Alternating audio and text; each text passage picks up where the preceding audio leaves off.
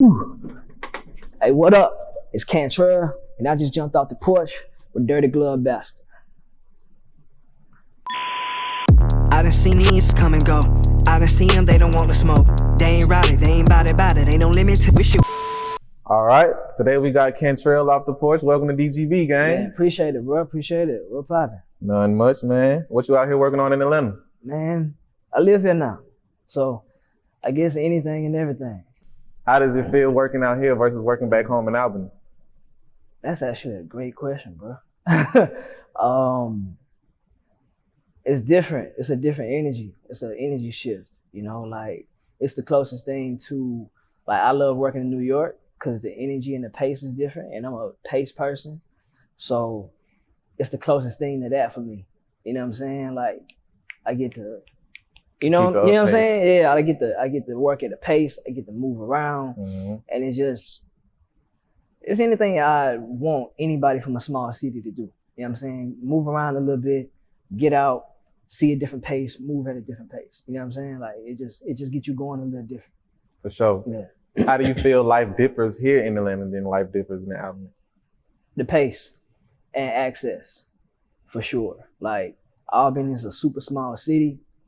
You know what I'm saying? Like, and we got a bad rep, I guess, for country.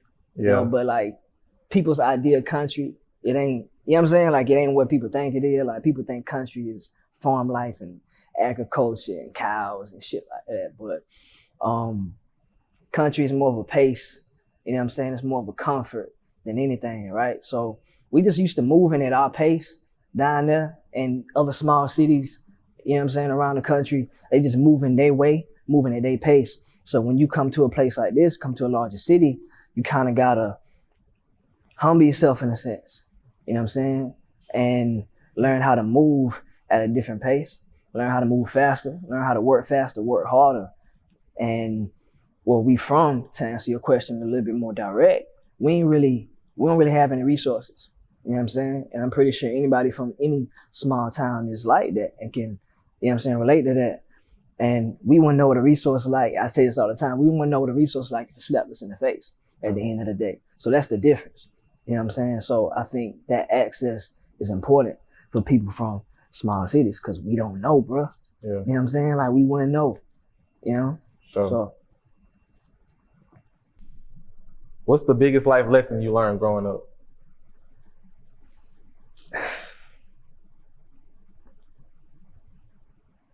this nigga's good. This nigga good, bro. Hey, you good, dog. Appreciate it, You're dog. really good at what you do. I appreciate it. No, real talk, I appreciate it. All jokes aside.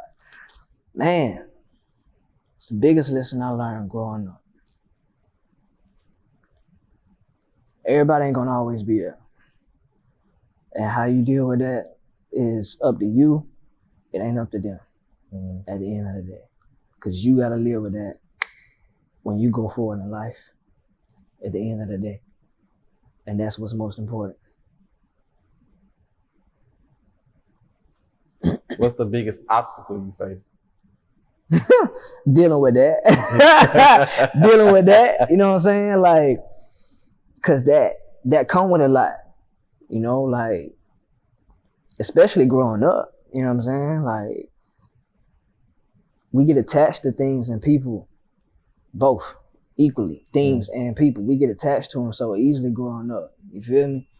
And when you figure out that that thing don't last forever, or that person don't last forever, in whatever way, physically or not, you don't quite understand it. So growing up, that whole process is it hits you different in that process of growing up, you know what I'm saying? So I think dealing with that, dealing with loss of a thing, loss of space, loss of people, loss of family, friends, whatever it may be, however you may lose them, I feel like dealing with that was probably the biggest obstacle growing up for me, just being as transparent as possible.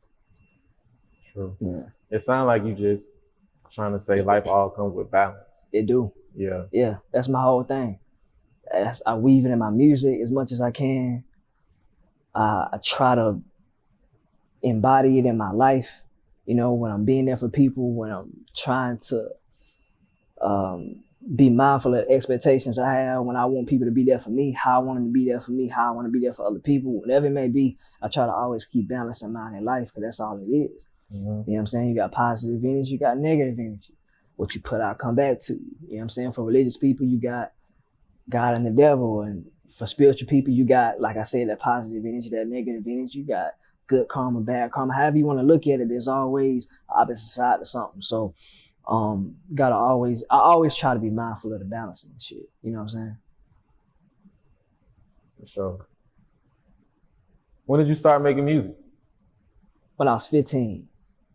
I started making music when I was 15. A friend of the family, like an uncle to me, his name is Cantrell. He noticed that I was really into it. I was into a lot growing up, bro. I played every sport. You know what I'm saying? Like from golf and tennis when I was younger to football and baseball when I started getting into like elementary school and middle school. But like I did a lot. So he noticed that I was getting into music. He noticed I was into writing raps and shit. So he took me to a studio on the north side in CME to be exact, in Albany, for people that know. So he took me to the studio, had me record with him and his partners that was doing music. Cause he had like a little mixtape CD that he brought to me just to let me hear what they was doing, cause he seen I was into it. When I was rapping with one of my homegirls who's like a little sister to me, her name was TP. She was rapping at the time too, and she was kind of showing me how she recorded herself.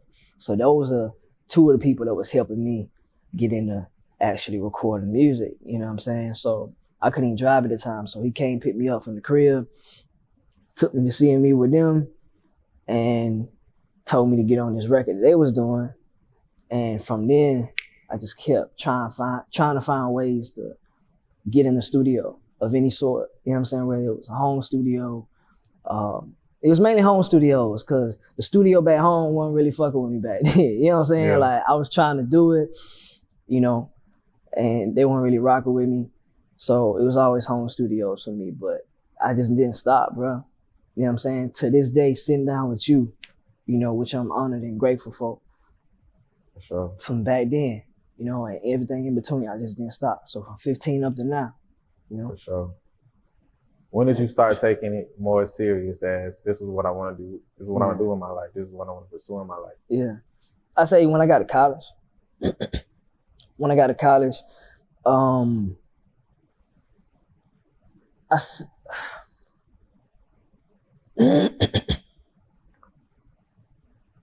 trying to figure out the moment though, you know what I'm saying, when I was there. Like I can't remember when it clicked to take it a little more serious, but I think when we, at that point in time in life period, whether you choose to go to school, no matter what you do, at that time, 18, 19, 20, 21, everybody trying to figure something out too.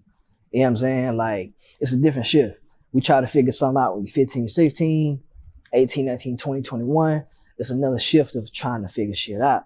And so I just think that's what it was. You know what I'm saying? So I just really started diving into it a little bit more. The internet started picking up, blogs started picking up, amazing interviews like this and platforms like this started really kicking up. And so I started really seeing that. And it's like, okay, these are different avenues to try to get it off. You feel me? So I just started trying to figure out how to tap into them and start performing on campus. And it was off from there. Sure. You know what I'm saying? Sure. How hard was it for you to make the decision to drop out of college to pursue your career and your dream? Easy. Easy money. Easy money. It was super easy to make that decision to drop out of college and just run with it. What made it so easy? I knew what I wanted to do, first and foremost. And then I think that other push behind me was, I felt like that's what God needed me to do. You know what I'm saying? Like everything I was trying to do, to be honest with you, I had really put everything else I was doing to the side a little bit. Everything. So I was on a dance team in college. I played football in college. I was doing a whole bunch of other stuff in college. You know what I'm saying? But, you know, like, and I was head choreographer for the dance team. I was on the board and all that. Put that to the side. Boom. I got up to second string on the football team. That one working out. for other reasons, threw that to the side. Boom. Music was going how it was going, but I was like, I made the decision to buckle down with my books a little bit, put music to the side a little bit. And I started grinding with the books, bro, like studying every day. The way they say you're supposed to study to keep your grades up and everything. So I'm like, it was a certain semester, man, and I had like all A's, high B's by midterm, somehow by the end of the year, doing the same thing, same practices, same discipline, because I'm big on discipline and patterns too. Whew, they fail. I'm doing the same thing now. You know what I'm saying? I'm doing the same thing. I ain't changed nothing. I might have turned it up. Everything failed. I'm like, I don't get it. And then it hit me, because you ain't supposed to be here. Bet. I'm out. So I tricked my mama. Yeah. I tricked, because I know she wasn't going to go for it that easy. You know what I'm saying? She with it, but it's like, she wasn't going to go for it at how quick I was ready to drop it. You feel me? So I had to trick her in dropping out. So my dropout essentially was like a 4-month process. But I was out, because I was like, oh, I ain't supposed to be here. Bet. I was ready to go anyway. Yeah. So I'm big on chasing dreams, bro. No matter what it is, like, you just gotta work hard and work smart and have like the right aim. Know your target, aim right, practice that aim. You know what I'm saying? Like, I'm big on chasing dreams. Like, I want everybody to go for what they feel like they supposed to go for. Absolutely. You just gotta have the right aim at the end of the day. Yeah. You know what I'm saying? You can't be, you know how I go. You can't be fighting out with your eye closed. Yeah. You know what I'm saying? Like, so like, you gotta have the right aim. You gotta know what you're doing. You gotta know what you're shooting at. Yeah. So it's like listening to your story and your journey. The first title of your project, Thoughts After Second Thoughts, it's all cohesive. You know what I mean? Crazy. So it makes everything cohesive. So what was the process like putting your project together and like explaining that message to listeners and fans? The Thoughts After Second Thoughts project? Yes, sir. Wow, that's amazing, bro. This is amazing. So, wow, I see what you finna do. This nigga good. So, I did that project with one of my best friends, like a brother to me. His name is David Luke. He's a producer, songwriter, creative overall. And man, that process was very experimental, because we talked about loss and losing people early and how to deal with it, right? And the biggest obstacle. To tie that in, I feel like how I dealt with it was I started being a lone wolf. You feel me? So I was really comfortable with my space. And then on one side of the family, I'm an only child too. So that just add on to it. You can only imagine probably, you know what I'm saying? So I really liked my space. I always had to, when I was talking about that studio one rocking with me, I had to learn how to record myself. T Peasy, my little sister, taught me how to record myself. So she made me self-sufficient, right? Just drawing all the pieces together for you. So I learned how to be self-sufficient in my space. I learned how to appreciate my own space. And I learned how to love my own space, right? I meet this producer online, and same sister, she's like, I mean, his beat's kind of weird, but you might like him. Yeah. Hit him up, just drawing it for you. I hit him up, you know, we rock, we click. He was like, man, look, throw me $200, I'm your producer for life. Yeah. A couple of years later, we decided to do this project. And it's experimental because all that comfort in space, learn how to be in my own space and be effective in my own space, I had to share it. And I had to learn how to share it with him, and I had to learn how to share creating around somebody. I wasn't used to that neither. And I think it was experimental for him too, because he's experimenting with sounds. I'm experimenting with somebody else's opinion. But it was beautiful, bro. You know what I'm saying? Like, it really opened my mind up to a lot of things that I may have wanted to try, may have wanted to do. And it's a reason why, I guess, open where I'm open, close where I'm closed. Yeah. You know what I'm saying? Because stuff I didn't like about the process, and him too. But overall, bro, I just think it opened me up creatively, you know what I'm saying, as a rapper. And I don't think we get that too often. You know what I'm saying? For somebody to really come along, and a process to really come along to really open you up creatively, and you're a rapper. Singers get it, you know what I'm saying? Producers get it, musicians get it, but when cadences and words is your main and your only instrument, we don't really get that too often. So I think that's that's the meat of that process for me, I believe. Lessons and just a creative opening. Yeah. For me. Yeah. Ultimately, your creativity and your path led you signing to Nas's label, Yeah. Mass Appeal. Yeah. Unfortunately, you know what I'm saying, things didn't work out the best between y'all. Yeah. But how was it for you to go ahead and say and make the decision for yourself to walk away from the situation? Because a lot of people ain't strong enough to make that decision or don't know a way out or don't see another way. Yeah. That crossed my mind too. You know, like, excuse me. That crossed my mind too. You know, like, should we? You know what I'm saying? And I think, I would say most of our products will what other people say. You know?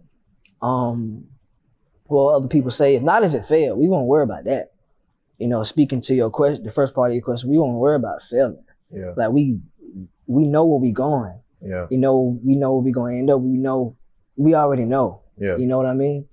But if it doesn't go as fast as other people may have thought, with me being the golden child or the chosen one in some people's eyes, like, what they gonna think? What they gonna say? You know, that's a little bit of it, but at the end of the day,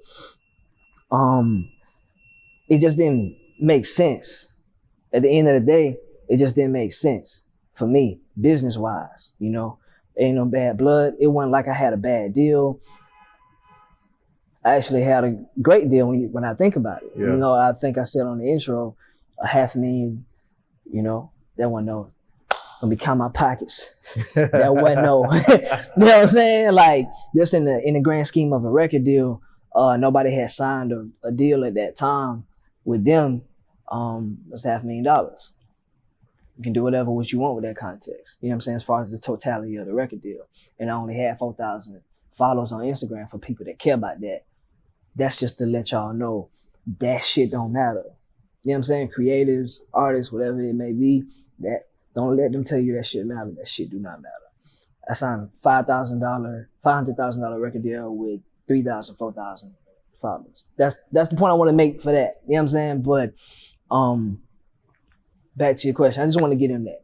You know, anybody that may be watching that's trying to sit here with you, you know.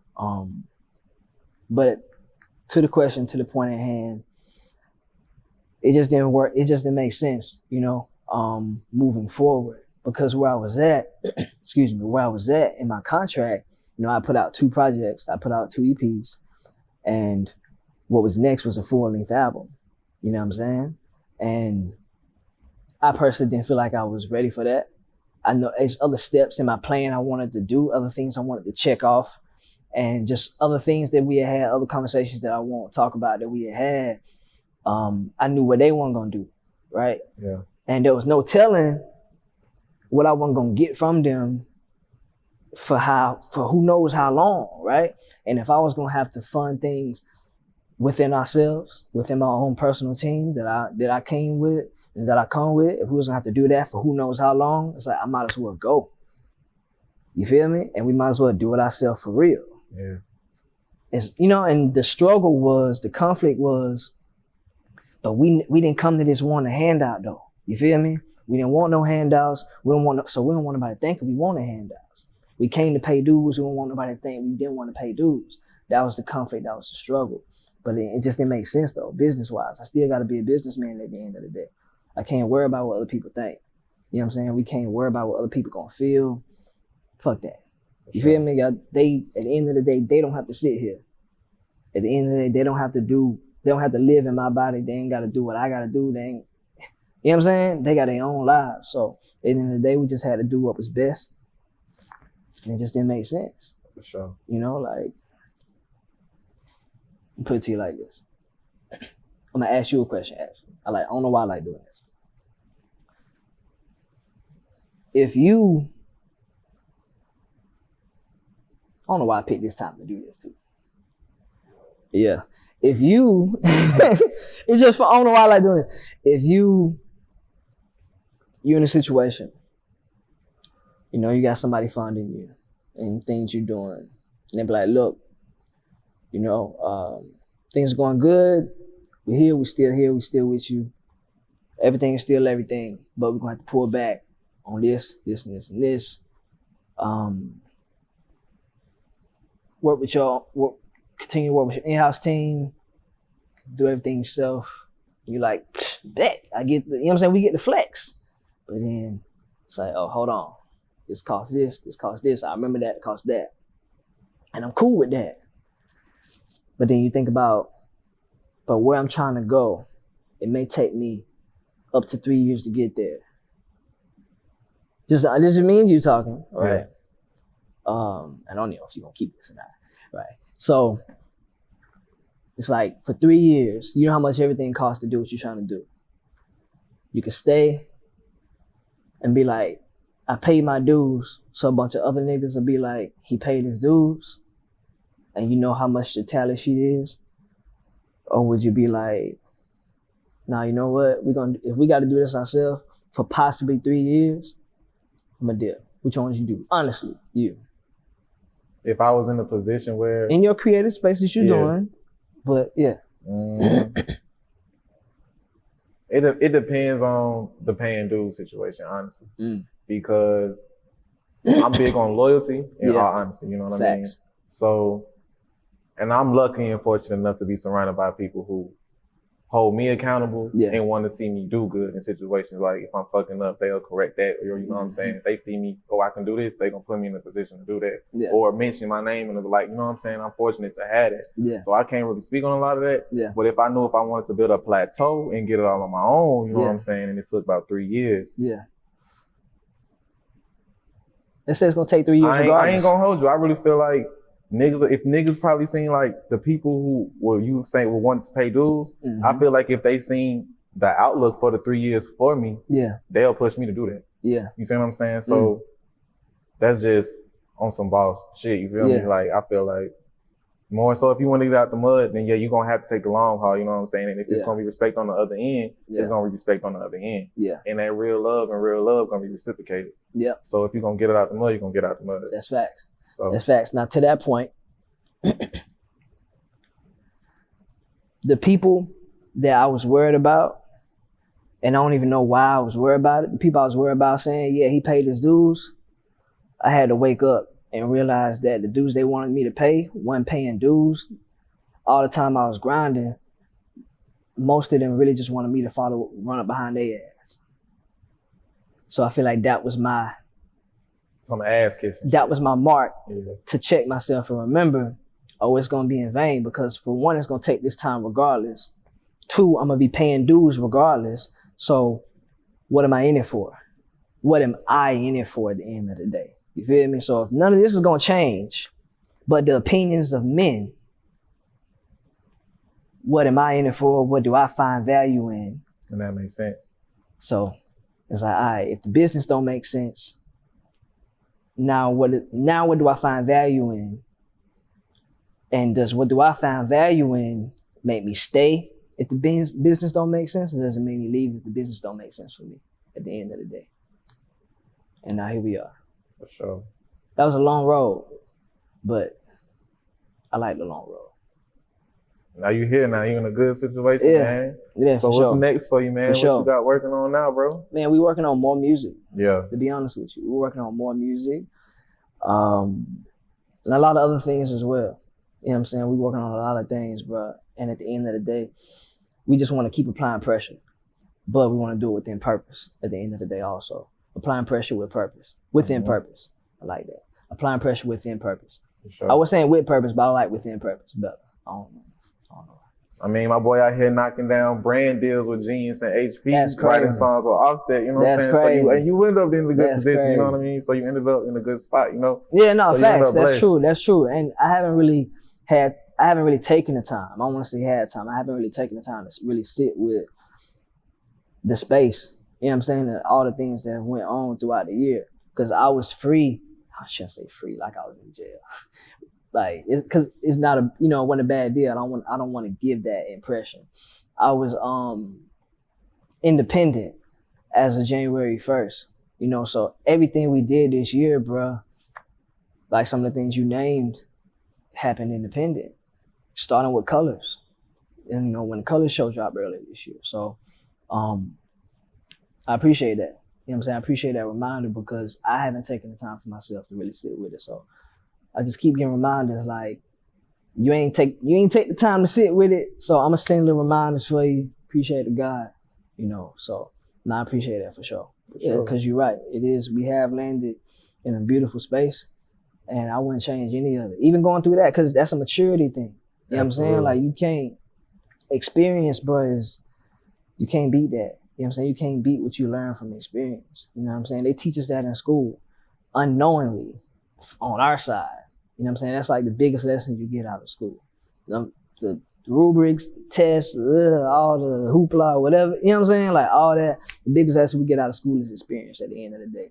And we never really realize it until we sit down like this and have a conversation with somebody that really bring it to your attention. So I wouldn't change a thing. You know what I'm saying? Like I meant that. When I said that, I think on that No More Release Parties, the tail end of it, like I meant that. I wouldn't change a thing. I'd go back and do it all again because that's a family in that building at the end of the day. You know what I'm saying? And when I left, it was still family vibes. It just didn't work out for me what I would want business-wise moving forward at the end of the day, and that don't change that. That don't change that. It's a family at the end of the day, and it's still family-oriented vibes from here as well. For sure. You feel me? Yeah. Any last words, any shout-outs? Any last words of my shout-outs?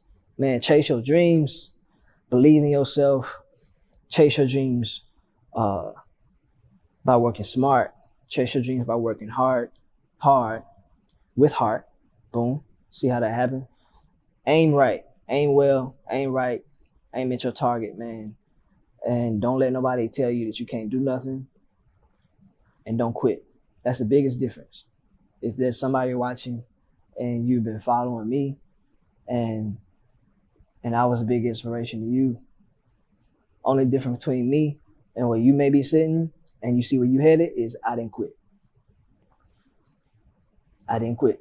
That's the biggest difference, bro. Don't quit, chase your dreams, work hard, work smart, you got it. It's in you, it ain't on you. Plain and simple. I done seen niggas come and go. I done seen them, they don't want to smoke. They ain't rowdy, they ain't bout it. Ain't no limit to the shit where I could go. Box them up and ship them out the door.